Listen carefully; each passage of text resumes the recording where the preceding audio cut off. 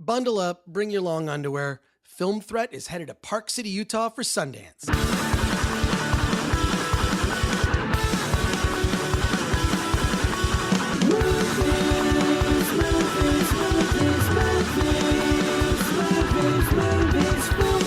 Welcome to the Film Threat Podcast. I am Chris Gore, joined as always by Anthony Raybench. How's it going, everybody? And this is the first of what will be daily podcasts from Park City, Utah, where we'll be covering the Sundance Film Festival. We'll throw in a little Slamdance Film Festival coverage as well. But listening to these podcasts every day, you're going to get reviews, interviews with filmmakers. We're going to talk to some of our other colleagues in the media that are also covering Sundance in Park City. We'll talk to some fellow Film Threat writers that are flying in. We have Natalia Winkleman. She's coming in from New York.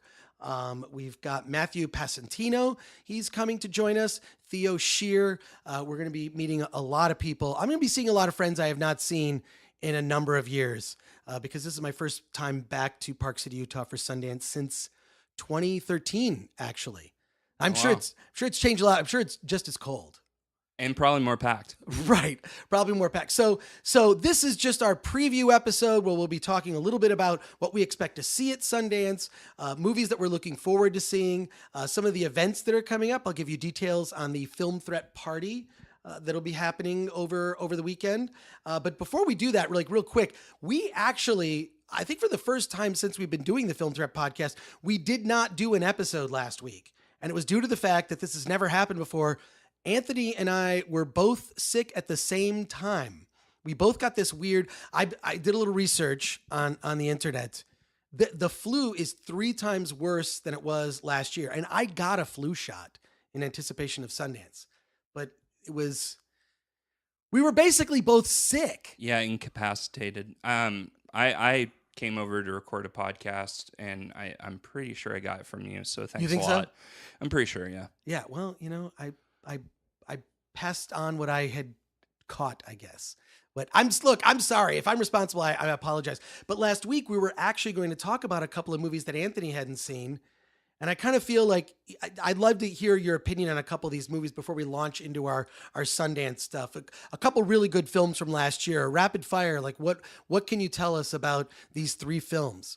Well, the first one is The Killing of a Sacred Deer, and I do not consider it a good film at all. It's done by the same guy that did The Lobster, and I fucking hated that movie. Right.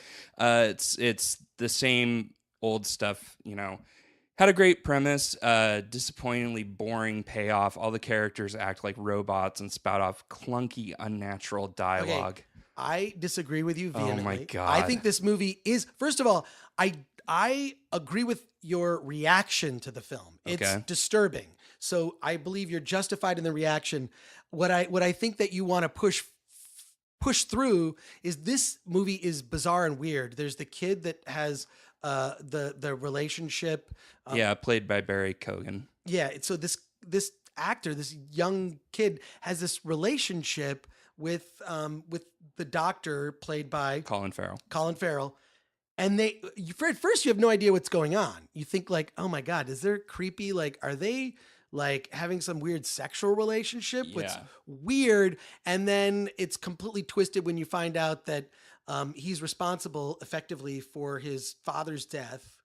And now needs to, in order to sort of pay back that debt, has to have one of his children die through a weird sickness. No, one of his family members. One of his family so it members could be his wife as well. Right. Family members. Yeah. That's right. Which I love that setup. I Yeah. do. I think that was really interesting. But just the movie was just incredibly boring. And just like The Lobster, great setup, great premise, and the second half, just basically the third act, it didn't all come together. Yeah, it just drones on and on and on. Well, it didn't do it for me. I hated it. The second movie, Battle of the Sexes. I really like this one. Emma Stone plays Billie Jean King, a female tennis player who blazed a trail for women both on the court and off. She has a lesbian relationship that kind of just floundered for me. But the stuff with Bobby Riggs, who's also a major professional tennis player, played by Steve Carell, that was really the crux of the movie for me, and I think there wasn't enough of it in the film to satisfy me. What's weird about seeing this movie now in this day and age, and I'm positive that they knew that when they were making it, but didn't realize to what degree now the things such as the Me Too campaign and sexual harassment, how there's so much more, awareness of these issues. But this movie just comes off like horrifying that this even happened, right? Because Yeah. Bobby Riggs, challenges Emma Stone's character. Now I'm Billie Jean King. Billie Jean King. That's right. Yeah. Bobby Riggs versus Billie Jean King. I remember, like, as a kid, because I was around when that thing happened, and I remember thinking this is horrifying. Just because I was being raised by a single mother, really strong grandmother. I had aunts. I had a lot of women that were involved in raising me. So they would look at that situation and go, "This is stupid." And I was think, of course it's stupid. Like, can't anyone just do whatever they want? Like, shouldn't we all just be able to do whatever? I don't get the whole. So I remember being confused as a kid about it, and then seeing it now, it's even worse than I remember it. So I think I'm glad that the film is in an entertaining way brought this to light. But it's shocking to me that someone would use this as a marketing ploy to get people interested in tennis. Was men versus women. Well, men are better, women are weak. It was like kind of creepy and so backwards to how I believe most of us think now. Well, one thing the movie didn't explore, and I'm kind of curious about, is did Bobby Riggs really have that chauvinistic viewpoint? The movie kind of hints that, like, the whole thing. Did he really feel that Yeah, way? yeah. The movie kind of hints that he was like a showman, kind of like he, played up that whole, kind of entertainment aspect. And people kind of took it seriously. There's, this whole montage of people, like men, like watching, drinking and kind of like, getting really into it. And I would have liked for the film to kind of explore, like, did he really feel that way? Right. Like, it may have been for him a marketing ploy only. And then, so it was just an act. It was just like, this is my bit, like an Andy Kaufman kind of bit. Exactly. I'm just going to play this out. I don't know that guy was that smart, but this movie falls into a category. Well, first of all, it's a movie that also ends, right? Because it's I you know what where I'm you're going to going with say. this, yeah. Okay, it's a historical event, a thing that happened that is done as it's played out a narrative like I, Tonya and whatnot, and they cut to real footage at the end, right? You see real photographs of the real people. What's weird is how accurately Steve Carell looked like Bobby Riggs. I mean, there was clearly makeup. So, but the thing is this device has been used in so many films now. It was used in Disaster Artist and I, Tonya, and this. It's you cut from, here's the fictionalized version of events, now mixed with the real version with the real pictures and awe. Now, it also falls in a category of, I'd almost rather see a documentary about it than actually see the fictionalized version. It reminds me that this is a wild story. I'd rather see the documentary. I agree wholeheartedly. Yeah. And what's the last one? So the last one is Good Times, starring Robert Pattinson. He plays this creepy criminal.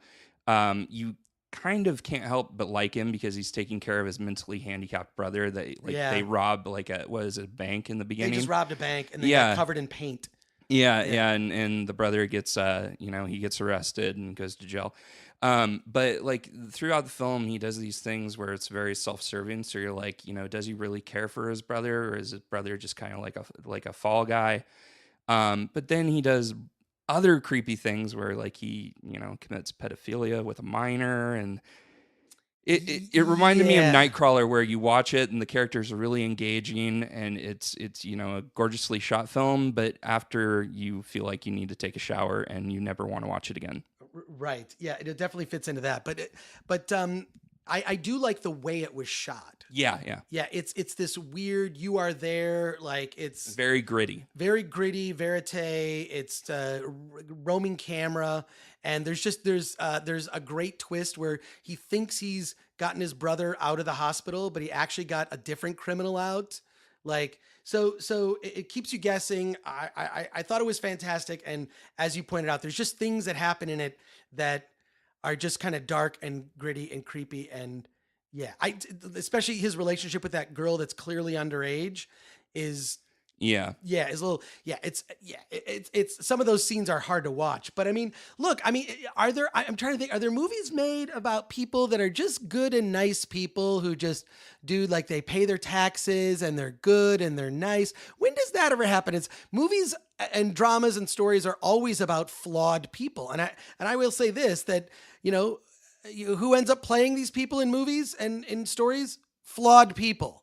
This is what our industry is filled with, broken artists. And I think we just get reminded of that fact every day when we check the news for whoever details of some new person in indiscretion or some horrifying facts come to light. I feel like we're living in the shadow of this on a daily basis, almost not worth talking about. So, not well, it is worth talking about for this reason. Sundance actually put together a hotline which you can call. Anthony, what's the number? You've got the number for that hotline. So what it is that if you feel that you're being sexually harassed during the Sundance Film Festival, or you witness something happening that should not be happening, there is a hotline to call. And Sundance set up this hotline. It was written about in the Reporter. The Hollywood Reporter. Yeah, they did a story on it. So this hotline exists specifically to report these types of things. Here's what's disappointing to me. It's disappointing to me that there needs to be a hotline like this. Yeah, it's 801-834-1944. Yeah. So you can call that number. It's the Code of Conduct hotline. Yeah. So now I will say I've gone to Sundance, I don't know, more than 10 times. I started going in 97. I in my whole time there, here's what I have witnessed. I witnessed a lot of people hook up with each other. This is what I have seen. I have seen a lot of romance that occurs at a film festival. That I have witnessed. But I have never, in all my time going to Sundance, ever seen anything where I felt someone was acting inappropriately. Now, when I say this, let me, with the caveat that these are people who work at the festival, the volunteers, the attendees of the festival, or the media. I have never witnessed anything that I have felt. In fact, if anything, people are so nice to each other and people are so nice, especially in the Sundance press office. Like they're so helpful. It's like, it's amazing. I mean, this is how I've made so many friends in this arena. Everybody's in just incredibly helpful, nice, and wants to help you accomplish whatever it is that you're looking to do.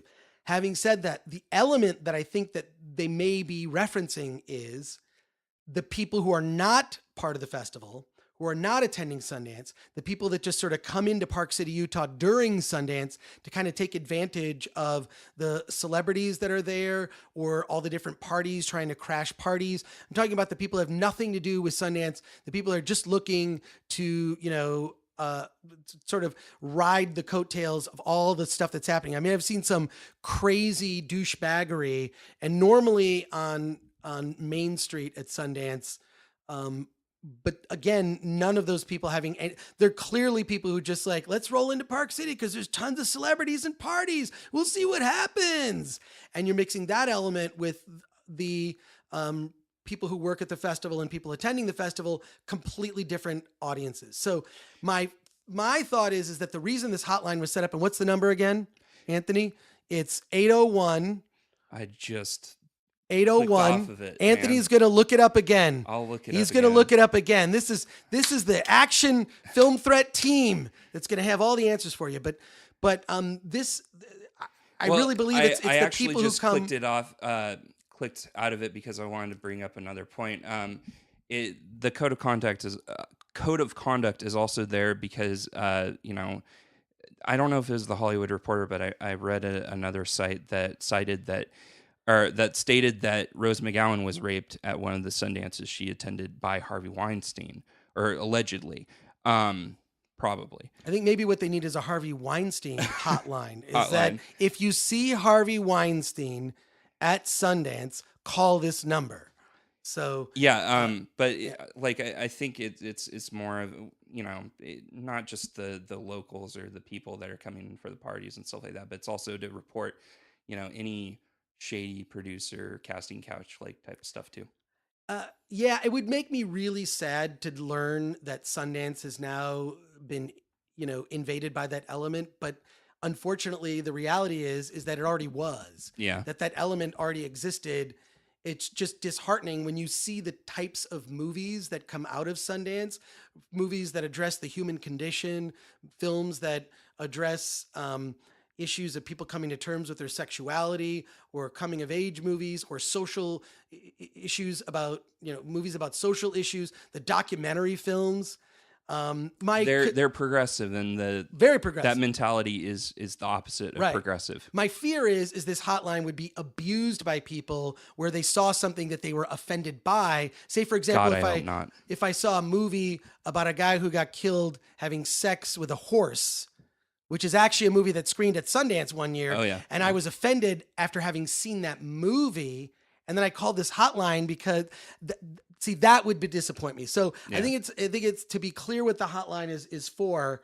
It's really to address that concern of, but I do think that, like, having seen this element of it's like, it's the chaos on Main Street in Park City again. These people have nothing to do with the festival. They're not walking around with festival badges. They're just looking to crash some party and kind of be douchebags. So, not that I also have not crashed a party and been douchebag adjacent. I like to think that I'm not, but I have tried to crash parties, is what I'm saying. So there you go. I do have the phone number now. Okay, it is yes. 801-834-1944. 801-834 1944. Correct. So there you go. So something that I felt like I wanted to address because I feel like in some ways it's being misunderstood by people. I think there are a lot of people that are going to still be hooking up at Sundance. That person will not be me. I will not be doing that. But there are going to be a lot of people who do that, and that's sort of, that's a thing that happens at festivals. Be safe. Yeah, be safe and get consent. Get a flu shot. And the flu shot, I think, is more. Yeah, that thing you got to everybody ends up coming back from Sundance sick and whatnot. So that's an important thing also to keep in mind. So, you got a little, if you're listening to this podcast for the first time, you got a little taste of kind of how Anthony and I like to talk about movies. We like to talk about a lot of movies on the podcast, render our opinions, and we'll occasionally argue. Probably every episode we're arguing about stuff, but this gives you a little taste of what it's like. Now, Park City, Utah, Sundance. Anthony, you're nervous. Here's the thing that's interesting. I am. I've been many times. Anthony has never been. And before we even started recording the podcast, Anthony was getting travel jitters. Yeah. I've never heard of travel jitters. It's a totally a thing. It's a thing. Yeah. Well, you're right. I get the travel jitters.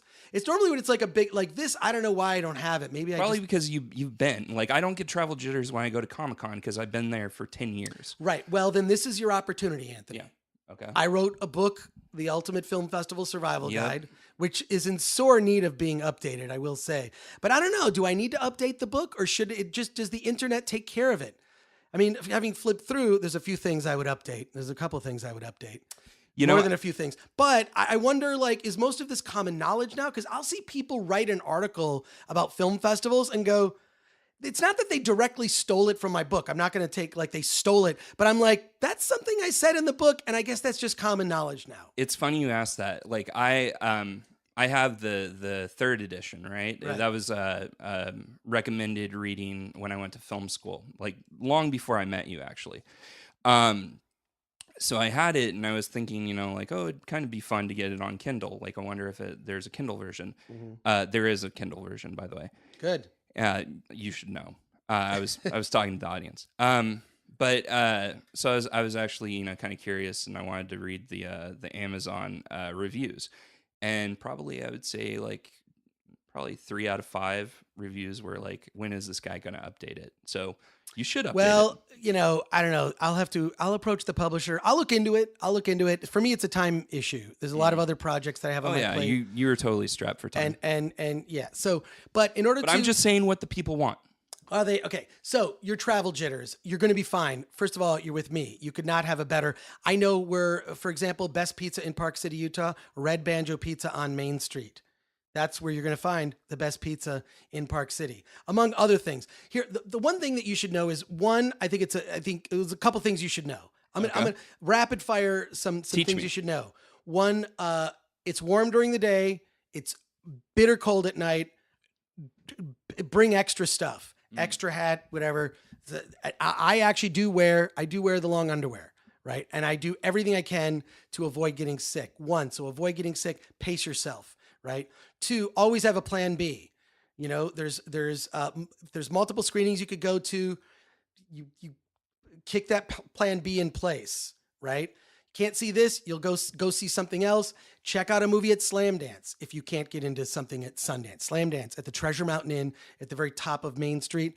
Check out Slamdance. The movie's there. It's almost like Slamdance is sort of a punk rock, you know, more DIY kind of version of Sundance. It's almost like an extra, you know, program that Sundance puts on. Now, generally, are the movies at Slamdance easier to get into than Sundance? I wouldn't say that. Actually, in terms of if you're a filmmaker and you submit a movie to Slamdance, it's technically more difficult to get into than Sundance because they have fewer slots available. So but the flip side of this is then you get more attention as a movie, right? You'll get much more attention. So I think that if you are coming to Sundance to see films, you must see at least one movie at Slamdance. Okay. That's the other thing. Make a couple other things. I can't really sneak into parties anymore. But one of my favorite tricks to sneak into a party is to take a pint glass, like you're drinking water out of a pint glass right now. Yeah. Okay, it's a standard issue, plain pint glass that you would see at any bar. Pour a little apple juice halfway, shake it up so it looks like beer, sidle up to the guy who's the bouncer, right? You've taken your jacket off and tied it around your waist. And you walk up to him and you show them the glass filled half with liquid and you say, "Is it cool if I take this outside?" And then the bouncer is going to push you and say, "No, you can't take that outside. Get back in the party." Because it's illegal for you to take alcohol outside of a bar or a venue. I mean, anywhere. And it's the only thing also a bouncer or a doorman can get fired for, is letting someone leave with alcohol. So try that trick. Let's see if it still works. Usually I just talk my way in and I'm nice. And also if they say I can't get in, sometimes now I just go, because there's so much else to do, I just move on and go to the next thing. So one thing I do try to do is try to see as many documentaries as possible. I think documentaries are the things that I look forward to the most because I'm not actually sure if those movies are going to get released. I look at the movies like, oh, this is going to be on HBO in a month. Skip. This movie is going to be, this movie's opening in theaters in 2 weeks. Like, what would be the point of seeing it at Sundance? Yeah. And then the one thing that actually, and this is proven to me, so many great movies come out of Sundance, that like they premiere there and then a year later they're nominated for Oscars and Globes and whatnot. But there'll be a lot of times where I'll go see a movie at Sundance and go, oh, that's cool. But I'm with an audience that sees it at one of the big theaters and it's a premiere. And at the premiere, people are screaming their heads off and applauding, and it gets a standing ovation, and it's got like, and there'll be a Q&A, and you think you've seen the greatest movie on the planet. Then you're flipping through cable and you see that movie again, and you're like, why was I so excited about this movie? Like 2 years later or a year later, you see the movie on cable and you're like, this movie was not all that great. But for some reason, they call it the mountain air. You think you've seen the greatest. Every movie you see is the greatest movie that you've ever seen. It's the altitude. It fucks with your head. It does. But I will say that the one thing that I'm excited about, having not gone to Sundance for years, is Sundance is inspirational. It's inspirational in the sense that it shows you what's possible. It's shows you what's possible when you don't quit to work toward completing a project and getting it seen. And the thing that I get, there's a palpable energy of creativity in the air. And it's that anticipation and excitement that comes with seeing a film at a premiere and seeing filmmakers the first time get up, often in tears or always emotionally moved at the audience's reaction and explaining their process. It's inspiring. And so many people go to Sundance and then their dream is to get a movie in Sundance. I mean, I'm saying they attend Sundance and see movies and then one day hope to have a film at Sundance. I'd love to have a film at Sundance. I never have. I've had a movie at South by Southwest. I've had a movie play at a bunch of film festivals, but never Sundance. and just it changes you. I will say this, Anthony, we're going to do our Sundance debrief episode 10 episodes from now, and you will be a different person. There's something about it that it is people who are fighting for their dream, doing whatever it takes to get there. And I always leave inspired. I always leave filled with energy to take on whatever creative project that is my goal. So be prepared. It's the thing I think a lot of people are not prepared for. Now, I know you've waited. You've been wanting to hear this. We're doing a film threat gathering. We're doing a film threat gathering. There's going to be a film threat party. Actually, I mentioned Red Banjo Pizza. It's actually, we're teaming up with our friends at Legion M. So if you go to the Legion M Lounge on Main Street, which is right next to the Egyptian Theater, on Sunday, January 21st, 7:30 p.m., it's the film threat party. Just come to the film threat returns party. We don't quite have a name for it, but if you get there at 7:30, we're gonna do the podcast live. Actually, That's gonna be so much fun. okay, so 7:30 we do the podcast live, and then after that, at 8:30 to 11 is going to be food and drinks. So if you follow Film Threat on Twitter, we'll post on our social media on Twitter and Facebook how you can get tickets to it. But it's open to anyone who will RSVP, and so be there. I think what capacity with that place, 150, 200 people. I've never been, man. I've been. So I don't know. I'm just trying to think how big the room might be. So in any case, in terms of the setup, so the hashtag, you can look up Legion M Sundance or hashtag Film Threat Sundance will also help you. So we really thank our friends over at Legion M, that whole team, Paul Scanlon and David Baxter. Thank those guys. Yes, thank you guys so much. Yeah, for giving us a venue to do our podcast live in Park City. And we're going to have some very special guests to be announced. I'll let you know if you keep listening to our daily show, you're going to get more and more information. But put that on your party list. 7:30 to 11. It should be a lot of fun. Sunday, June 21st. Now, I think we should talk about what movies we're excited to see in Park City. You want to go through the list? I know you've got a list. And when I say Park City, I'm saying Park City because I'm including Slamdance in this. Clara's Ghost is a Sundance movie. Chris Elliott. Do you remember Chris Elliott? Yeah, from SNL and that movie Cabin Boy. Cabin Boy. And then also he had that TV show where he was a paper boy. Do you remember? No, I don't remember that one. Look it up. And I only asked look it up because I can't remember it right now. But in any case, so he is in a film called Clara's Ghost. And it's basically stars almost like the Elliott family because I believe his daughter is in it. Both of them. Yeah. Both his daughters, but one of them was on SNL. Am I wrong about that? No. Wasn't she on SNL? Or we've seen her in a bunch of things. I thought she was on. Am I wrong? She's been in a few things. She's been in a bunch of things. Okay, look, I'm gonna get when I talk to the filmmakers, I'll get my story straight. But Clara's Ghost. Her name's Abby Elliott. Excuse me. Yeah, Abby Elliott. I thought she was on SNL. She has been on SNL. That's what I'm saying. Yeah. No, that's what I said. I said she was on SNL. Yes. She's not currently on though. No. Right. Okay. So in any case, the Elliott family. She's the third generation SNL cast member. Yeah. So she's in this movie. It's playing Slamdance, and that's one that is on my must list for Slamdance. What other movies? There's so many to go through, but Sundance, Slamdance, what are you looking forward to? What movies are on your radar? What movies are on your list as must see? Well, as far as Slamdance goes, I'm really looking forward to seeing X-Man. Oh yeah. Okay. Yes. Now okay. You should explain. So from what I gather, X-Man is this movie about a filmmaker who gets this kind of awesome. It looks like, you know what it looks like? Part disaster artist. Yeah. But I mean, this is a documentary. So it's part disaster artist, but also part American movie. Mark Borchardt, when he tried to make that movie Coven, which I love. And I love that movie. Yeah, that movie's I love that. Fantastic. But the whole genre of movies about making movies, I happen to love. And this documentary looks like, I saw a trailer for it. It looks absolutely incredible.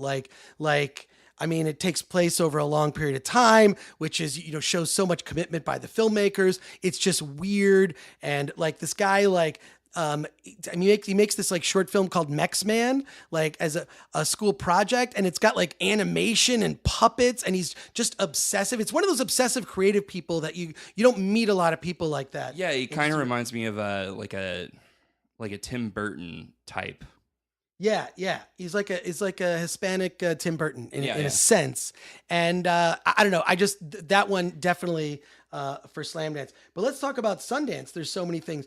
One thing that I happened to get an early glimpse of, I'm not going to tell you too much about it, is an episodic work called Paint, which is a drama about artists, which sounds on the surface completely pretentious. Like I'm going to see this episodic thing, and it's about painters and artists, which gives you this inside view into the world. But based on what I've seen of it, looks incredible. I don't know what we're going to get more details because I hope to meet the filmmakers actually of Paint. But it's got, I mean, the premise just starts off incredibly bizarre. I actually don't, you know what? I don't want to give it away because within the first like 10 minutes, you're like, there's a holy shit moment when you realize a certain thing is going to happen.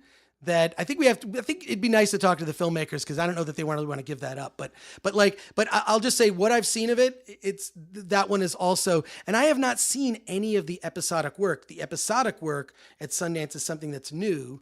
Yeah, I was going to ask if it's something new because I've gotten a few press releases about episodic stuff. Right, it's something. It's new. Let's say it's new for me. Okay. It was not something that I like. To me, I was just always going to see the docs. Mm-hmm. But based on what I've seen of that, I can't miss it. So, what other Sundance movies have caught your eye? Speaking of docs, one of the docs I want to see is "Won't You Be My Neighbor," which is about Mr. Rogers. I was just going to mention that. Okay. I can't wait. Okay. I have tickets for it. I only read. Okay, so you have tickets. I just read the description, but I haven't seen a trailer. Like, what do you know about it? It's just a documentary on Mr. Rogers, from the famous Mr. Rogers Neighborhood. Here's my hopes for that movie. Okay. That we find out that he was nice to everybody. I hope so too. It's going to be a documentary on the dark underbelly of Mr. Rogers. Someone that like most of us, I don't know, is Mr. Rogers still on even? Like, I wonder if they show it in reruns. I really don't know. He was this weird, I think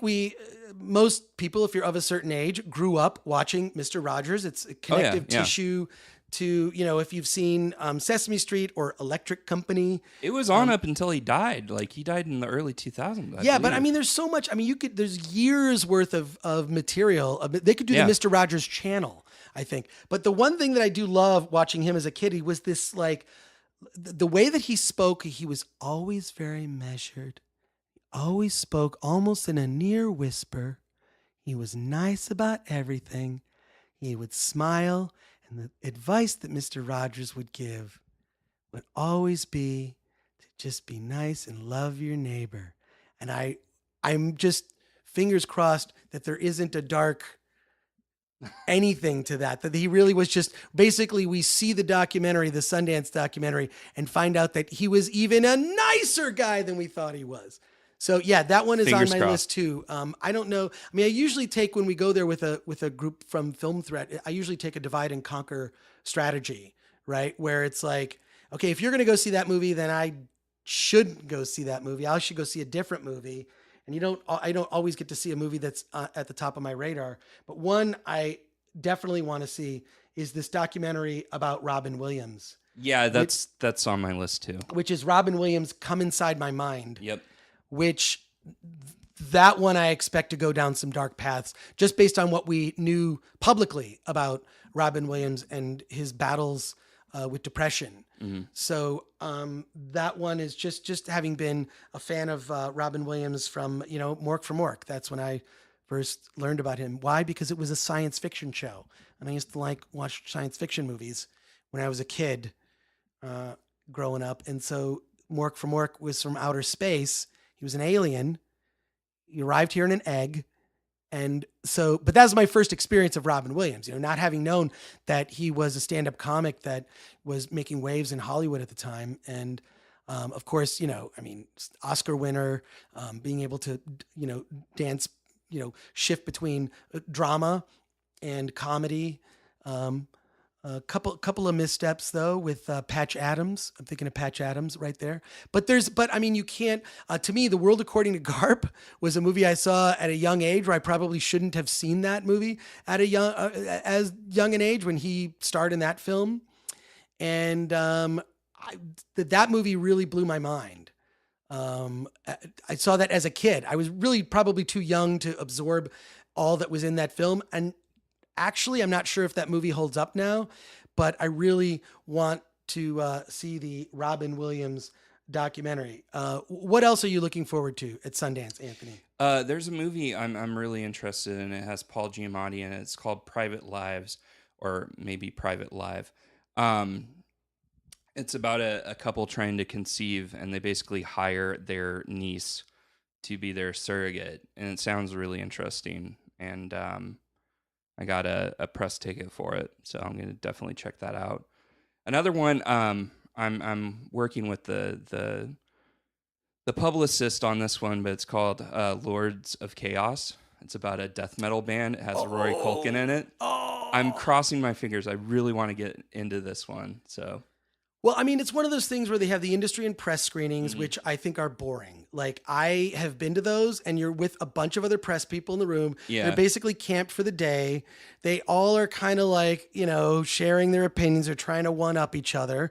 And it just gets kind of dull. I prefer to see the public screenings where you've got the cast in attendance, and there's a palpable energy. The press and industry screenings are sort of one after the other. Seeing those, one thing that's worth noting is that when you go to these movies, you really don't know what they're about. Meaning, it's surprising to me if you can even see one of these films that one of these films even has a trailer or anything to view. Mostly there's very little in the way of photography from the movies. You're seeing these movies unfiltered. They're not tainted by the marketing, right? So you've got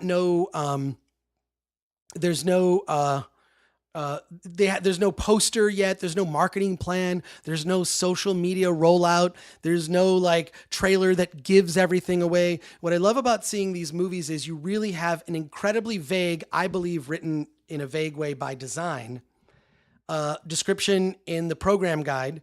And that's it. That's all you got to go on. Usually one picture and a vague description and very little other information. Who's in it, who's responsible, and that's it. So I just seeing movies like that, it's like it's like seeing them in the wild, right? They haven't been ruined by the marketing, because look, we could point to so many projects that marketing ruined. I think we've been lucky with the Star Wars films, haven't really been ruined by the trailers, maybe the hype. Well, the new ones. Yeah, the new Star Wars movies. Or I think the DC movies were kind of ruined by the trailers. If you didn't see any trailers for Man of Steel, just knew nothing, you knew you're just going to go see a movie called Man of Steel with a one-line description, you would have a completely different reaction to it. I think I think marketing can No. Okay. I'm going to stop you right there. Okay, maybe not that movie. The Bad Man example. of Steel marketing was ingenious. I thought the trailer was one of the No, I'm not greatest arguing that the trailers. marketing was good. What I'm saying is the marketing builds up an unfulfilled expectation. Oh, all right. And I kind of feel like with Last Jedi, how did we get on Star Wars? Didn't I vow that I wasn't going to talk about it? All I'm saying is that marketing can have an influence on your experience of the movie in the negative. And we've seen this happen with Hollywood movies. We've seen that kind of anticipation. When you see a poster that has one of these, all the laurels and all these quotes, and then you see it and it doesn't live up to the hype, all those people saw that movie at a film festival when they didn't have any hype. Yeah. There was no hype. And also, not every one of these movies is a huge hit. They'll come and sort of hit with a thud. So I'm looking forward to discoveries. Discoveries are like, I can't see the Robin Williams movie. I guess I have to go see this, blah, blah, blah thing. And then I walk into a movie I know nothing about. I only know the title. And then my mind is blown by something incredible. And that will happen. Well, the next movie I'm looking forward to seeing is actually the opposite of what you just said. I'm very familiar with the story of this one. It's actually based on one of my favorite books of all time, Jack London's classic novel, White Fang. It's the animated version of this with a fantastic cast. The animation team has worked on Star Wars: The Clone Wars, Happy Feet 2, Iron Man 3. But the cast is just amazing. There's Nick Offerman. There's let's see, who else is there? Oh, I lost the cat. Oh, no. There it is. Rashida Jones, Eddie Spears, Paul Giamatti. Again, I love Paul Giamatti. But I love White Fang, and as soon as I found out that they were making another White Fang movie, I jumped on it and I got press tickets. But have you seen the art stills for this? Yes. It looks like an animation style that we. Yeah, it's breathtaking. Yeah, it looks incredible. So there's just too many good ones to talk about. There's this film White Rabbit that I want to see. There's the documentaries. I almost want to see every documentary. And then, of course, there are the shorts, which the great thing about the shorts is really knowing nothing about them. You're basically, it's like panning for gold, and it's all gold. Mm-hmm. So if you're a short film that made it into Sundance, there are generally not bad ones in the bunch. There are ones that are better than others for sure in terms of execution and whatnot. But having seen Sundance short programs, short documentaries, short animation, they're really just constantly one-upping each other. It's like, you know what it is? The short films at Sundance are like when someone at a restaurant brings the dessert tray and they all look good. You know what I'm saying? When they bring when they don't even have a menu for desserts and they bring the tray and it's like covered in desserts, and like, which dessert would you want? Would you like the creme brulee? Do you want the raspberry torte? Do you want the something pudding? And you're just like, no, I want them all. That is what going to see short films at Sundance is like. So I definitely plan to catch as many of the short programs as I can, but I've never been disappointed walking into a shorts program. So I don't know, just too much to see. Do you got anything else, Anthony? That's on my part. I have so many movies on the schedule, but those are the ones that kind of just pop in my mind. It's interesting, as you are listening to this, we are driving. We left Wednesday night. We're driving through the night. It's kind of a red eye, right? I actually prefer to drive to Park City, Utah. I just think that there's something about seeing because Salt Lake is just, Utah is beautiful. To drive through it it's an incredible experience. And technically speaking, time-wise, it's pretty much the same as going to the airport, getting in a plane, and then getting your luggage, and then getting a shuttle.